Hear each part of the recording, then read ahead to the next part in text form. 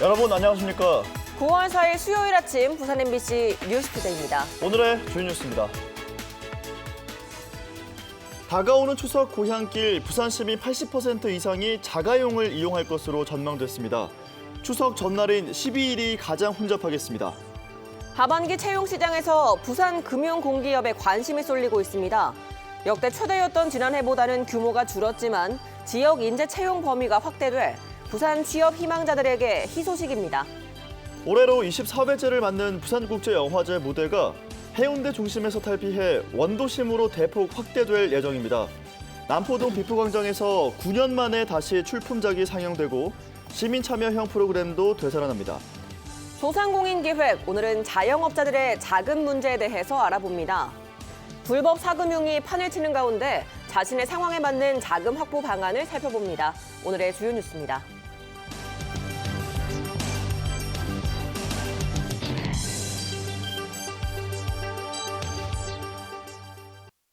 13호 태풍 링링이 중형급으로 세력을 키우고 있는 가운데 오늘도 부산 지방은 비가 계속 내리겠습니다. 자세한 날씨부터 알아보겠습니다. 정민경 기상캐스터입니다. 오늘 아침도 흐리고 약한 비가 오는 곳이 있습니다. 레이더 영상 보시면 서해상에서 강한 비구름이 들어오고 있는 가운데 전국 대부분 지역에 비가 내리고 있는데요. 오늘도 낮 동안 비가 이어지는 만큼 우산을 챙겨 나오셔야겠습니다. 예상되는 비 양은 부산과 울산, 경남 대부분 지역에서 30에서 60mm 정도가 되겠고요. 어제도 강한 비구름이 발달했던 경남 서부 남해안을 중심으로는 최고 120mm 이상의 많은 비가 집중되겠습니다. 이 비는 퇴근길 무렵이면 대부분 그치겠습니다. 13호 태풍 링링은 중형급으로 세력을 키웠습니다. 지금 타이완 동쪽 해상을 통과하고 있는 링링은 내일 새벽 한 번 더 몸집을 키운 뒤 한반도를 향해 북상하겠습니다. 토요일 새벽에는 제주도 서쪽 해상을 지나 서해상에 진입하겠고요. 중부 내륙을 통과할 것으로 보입니다. 따라서 주말에는 전국이 태풍의 영향권 안에 들겠고요. 특히나 태풍의 직접적인 영향을 받는 서쪽 지역을 중심으로 큰 피해를 줄 것으로 예상됩니다. 오늘 아침 기온은 부산이 22도로 출발하며 선선합니다. 한낮 기온은 어제와 비슷하거나 약간 높겠는데요. 한낮에 부산이 27도, 양산은 28도로 예상됩니다. 바다의 물결은 동해남부 먼바다에서 최고 2m로 비교적 낮게 일겠습니다. 내일과 모레는 대체로 흐리겠고요. 태풍의 영향으로 주말과 휴일에는 강한 바람과 함께 비가 내릴 것으로 예상됩니다. 가을 장마에 이어 태풍이 북상하고 있는 만큼 각별한 주의가 필요하겠습니다. 날씨였습니다. 부산국제영화제가 올해로 24회째를 맞습니다. 그동안 영화제가 해운대 중심으로만 진행되다 보니 태동지인 원도심이 소외된다는 지적도 많았는데요. 올해는 남포동 비프광장에서 9년 만에 다시 출품작이 상영되고 다양한 시민 참여형 프로그램도 되살아납니다. 김윤아 기자입니다. 부산국제영화제 첫 해, 남포동 비프광장은 전국에서 몰린 관객들로 발 디딜 틈이 없었습니다. 2회를 맞은 이듬해에도 축제 분위기로 활력이 넘쳤습니다. 하지만 2011년부터 영화제 무대가 해운대로 옮겨가면서 원도심의 원조 극장가는 축제에서 소외된 한산한 거리로 전락하고 말았습니다. 분위기가 쓸쓸하지. 큰 행사들로 부산 시내에서는 이 자리에서 했는데요. 올해는 남포동이 부활을 시도합니다. 관객이 만들어가는 영화제라는 주제에 시민 참여 프로그램 커뮤니티 비프가 이어지고 리퀘스트 시네마 신청하는 영화관도 비프광장 주변 상영관을 중심으로 새롭게 시도됩니다. 관객이 직접 보고 싶은 영화를 신청하고 일정 수의 선예매가 이루어지면 상영작을 공개하는 프로그램입니다.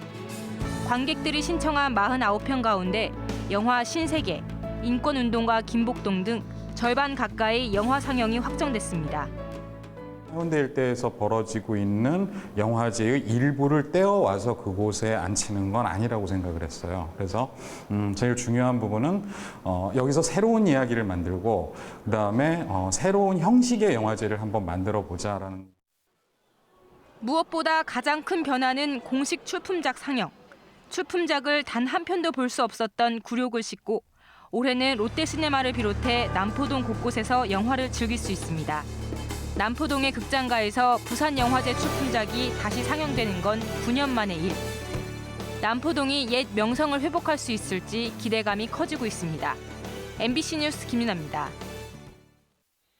부산의 금융 공기업들이 잇따라 하반기 채용에 나서고 있습니다.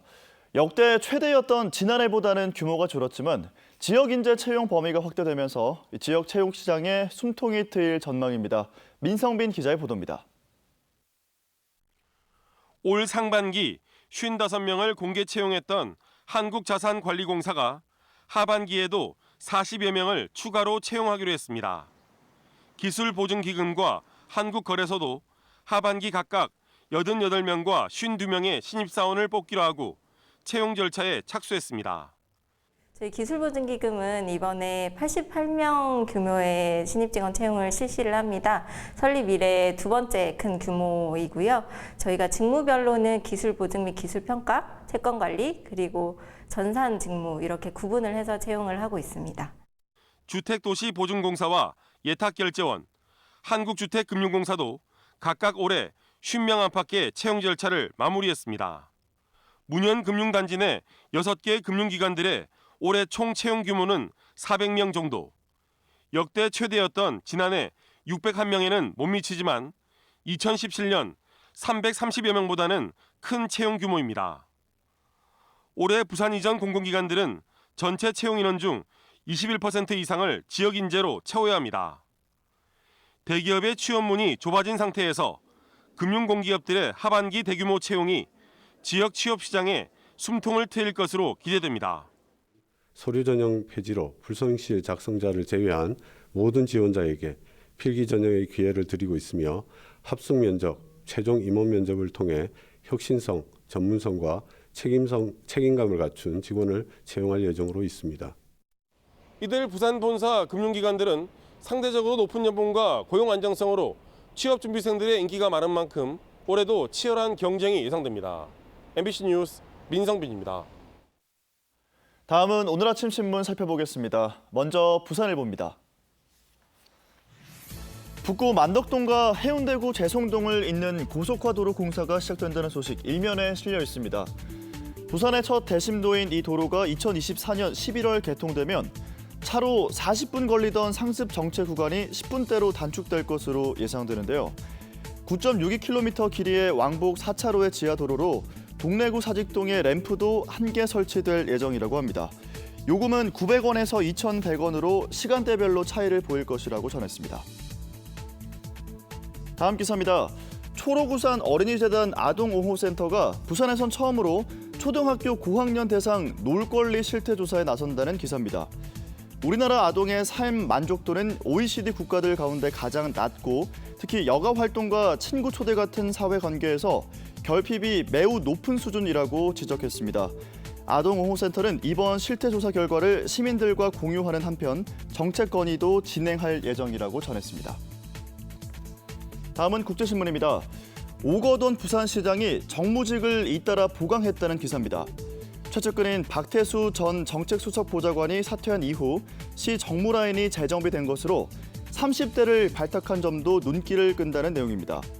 재정경제보좌관은 정도영 전 국회 입법조사처 입법조사관을 임명했고 남북협력비서관은 37살의 윤무근 민주평화통일자문위원회 위원을 선임했습니다. 박 전 수석 사퇴 이후 오 시장의 정무라인은 장영철 시민행복소통본부장과 신진구 대외협력보좌관이 이끌 것이라고 전했습니다. 마지막 기사입니다. 중앙대로 부산시청 연산교차로 500m 구간에서 시행되던 가변차로제가 23년 만에 폐지되고 해당 구간에 간선 급행 버스 체계 BRT를 서둘러 개통한다는 기사입니다. 가변차로가 폐지된 구간은 앞으로 24시간 양방향 각각 4차로로 운영될 예정인데요. 부산시는 부전에서 서면, 서면에서 광무교까지의 가변차로 구간도 BRT 공정에 맞춰 순서대로 폐지할 계획이라고 전했습니다. 지금까지 아침 신문 살펴봤습니다. 민족 최대의 명절인 추석 연휴가 열흘 앞으로 다가왔습니다. 올해는 부산 시민의 80% 이상이 자가용으로 고향길에 오를 것으로 예상되는데요. 혼잡한 귀성길, 언제 어떻게 가야 편할지 류재민 기자의 보도 들어보시기 바랍니다. 오는 12일부터 시작되는 추석 연휴. 부산 시민의 52.6%, 절반 이상인 183만 명이 고향길에 오른다고 답했습니다. 이 가운데 10명 중 8명 이상이 자가용을 이용한다고 답해 귀성길 도로 혼잡을 피하기 어려워 보입니다. 지역별로는 가까운 경남으로 향하는 시민이 61%로 가장 많아 남해고속도로의 정체가 가장 심각할 것으로 예상됩니다. 그렇다면 혼잡을 피하기 위해선 언제 출발하는 게 좋을까? 부산 시민의 32%가량이 연휴가 시작되는 12일 귀성길에 오른다고 답했습니다. 특히 오전 출발 비율이 오후보다 2배 이상 많아 혼잡 시간대를 피해 움직이는 것이 좋습니다. 추석 당일인 13일은 귀성 행렬과 귀가 행렬이 동시에 이어지면서 최악의 교통 혼잡이 나타날 것으로 예상됩니다. 귀성길 일시적 차량 집중으로 인하여 차량인 정체가 발생할 수 있으므로 시민 여러분께서는 대중교통과 실시간 정보를 잘 활용하여 주시기 바라며 추석 연휴 기간 교통 수요가 늘어날 것에 대비해 부산시도 교통대책 상황실을 운영하는 등 특별 교통대책 마련에 나섰습니다. 고속버스와 철도 등은 평소보다 운행 횟수가 295회 늘어나고 시내버스도 새벽까지 운행 시간이 연장됩니다. 또 공원 묘지 주변 임시주차장을 5,000면 이상 확보하고 학교 운동장 등 550곳을 개방해 주택가 주차난을 덜겠다는 계획입니다. 전통시장 28곳 주변 도로엔 최대 2시간까지 주차를 허용하고 경찰 순찰 인력이 투입돼 무질서로 인한 혼잡에 대비할 예정입니다. MBC 뉴스 류재민입니다.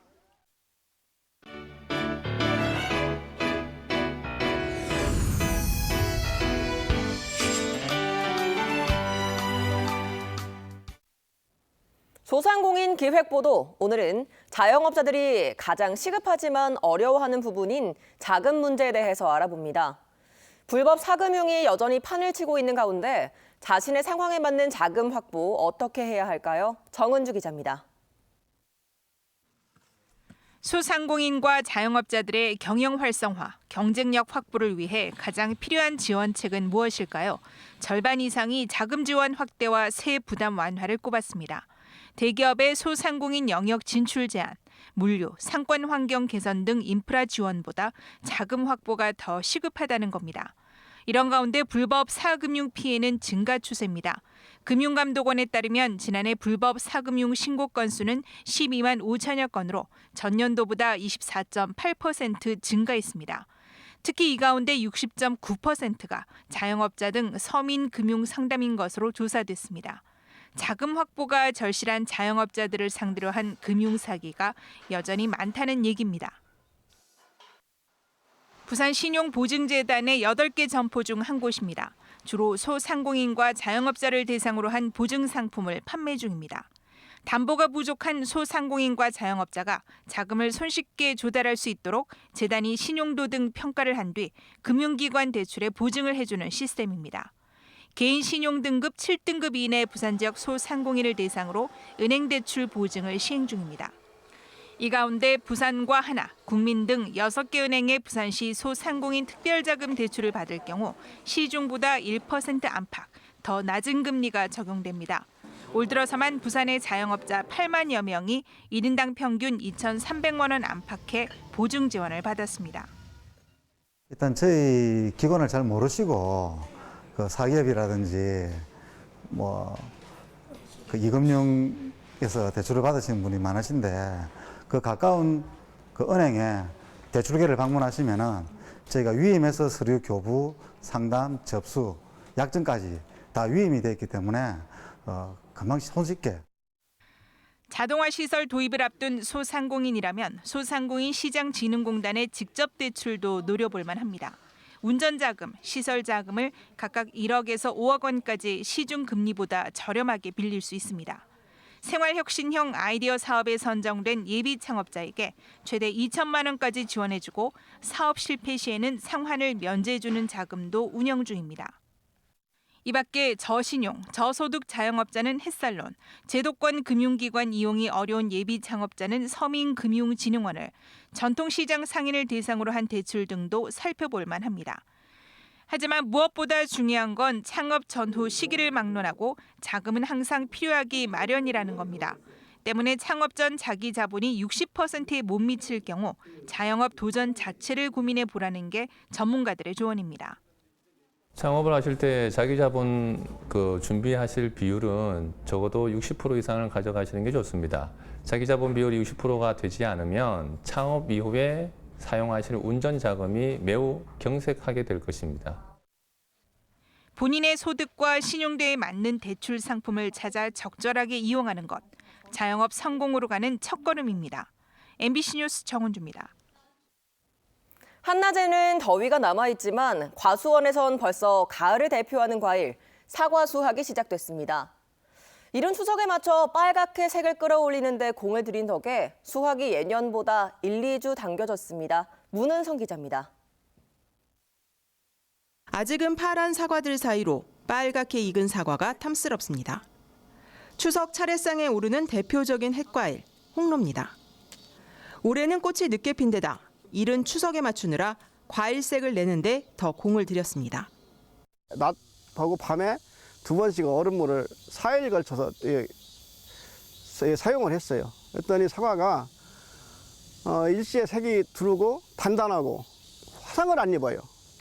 예산에서 가장 많이 재배되는 사과는 후지 사과지만 추석 대목 효자는 역시 홍로 사과로 국내 전체 재배지의 23%, 1년에 8,300여 톤이 생산됩니다. 홍로 사과는 우리나라에서 육성된 품종으로 과가 크고 색택이 좋고 당도가 14브릭스로 과실 품질이 굉장히 좋고 추석용 사과로 가장 적합한 품종입니다. 올해는 봄 가뭄의 폭염, 최근에 잦은 비까지 이어지면서 농작물 피해가 우려됐지만 지난해와 달리 낙과 피해나 해거리가 없어 작황은 평년보다 좋습니다.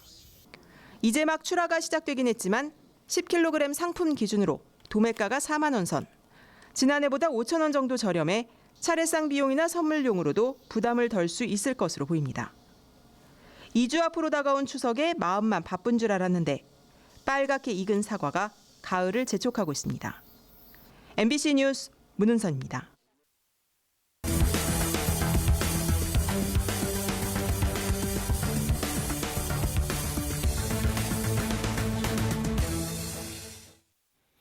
조국 법무부 장관 후보자의 딸 조모 씨가 자신의 개인정보 유출과 관련해 경찰에 수사를 의뢰했습니다. 양산경찰서는 조 씨가 어제 자신의 한영외고 재학 당시 생활기록부와 의전원 학사 기록 등의 개인정보가 인터넷 등에 유포됐다며 고소장을 제출했고 이에 대한 수사에 착수했다고 밝혔습니다. 어제 저녁 7시쯤 동래구 수안동 세병교 하부도로에서 5톤 트럭이 4m 높이 제한 시설물을 들이받았습니다. 이 사고로 세병교 하부도로가 양방향으로 통제되면서 퇴근길 혼잡이 빚어졌습니다. 경찰은 트럭에 적재된 화물이 높이 제한 시설물과 충돌한 것으로 보고 있습니다.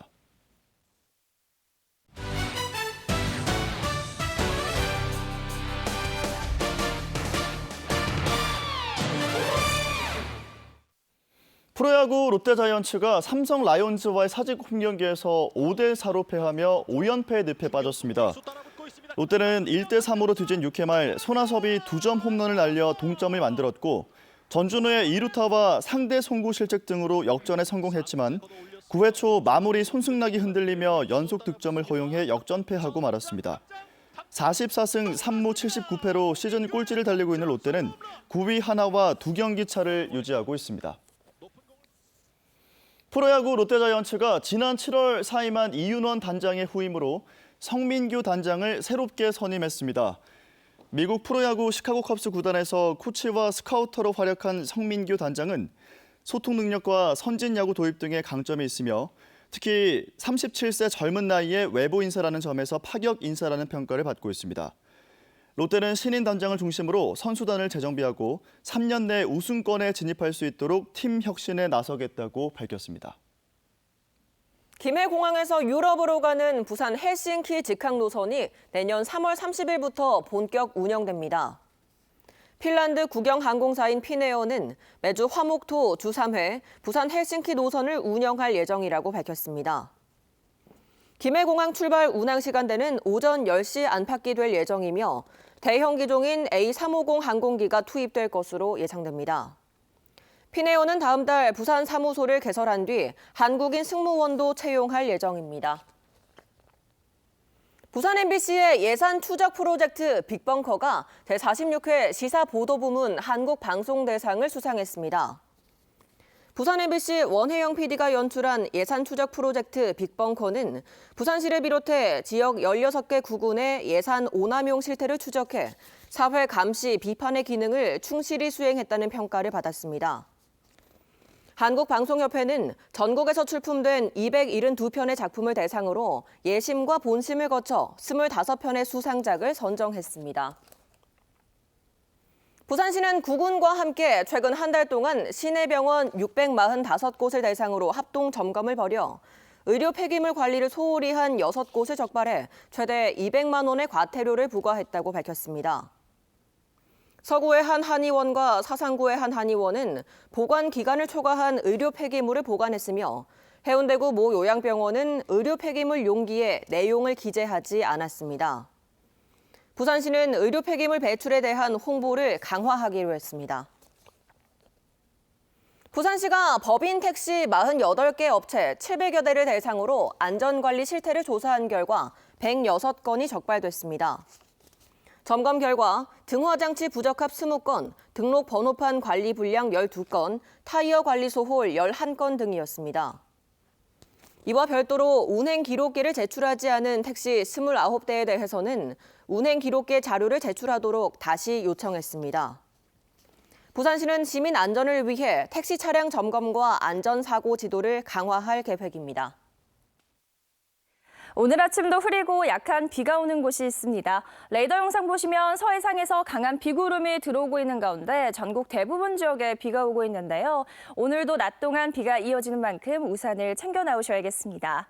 예상되는 비의 양은 부산과 울산, 경남 대부분 지역이 30에서 60mm 정도가 되겠고요. 경남 서부 남해안을 중심으로는 최고 120mm 이상의 많은 비가 집중되겠습니다. 이 비는 퇴근길 무렵이면 대부분 그치겠습니다.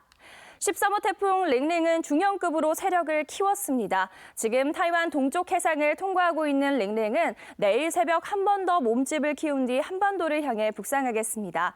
토요일 새벽에는 제주도 서쪽 해상을 지나 서해상에 진입하겠고요. 이후 중부 내륙을 통과할 것으로 보입니다. 따라서 주말에는 전국의 태풍의 영향권 안에 들겠고요. 특히나 태풍이 직접 지나는 서쪽과 수도권을 중심으로 큰 피해를 줄 것으로 예상됩니다. 날씨였습니다. 수요일 아침에 보내드린 MBC 뉴스투데이였습니다. 함께해 주신 여러분 고맙습니다.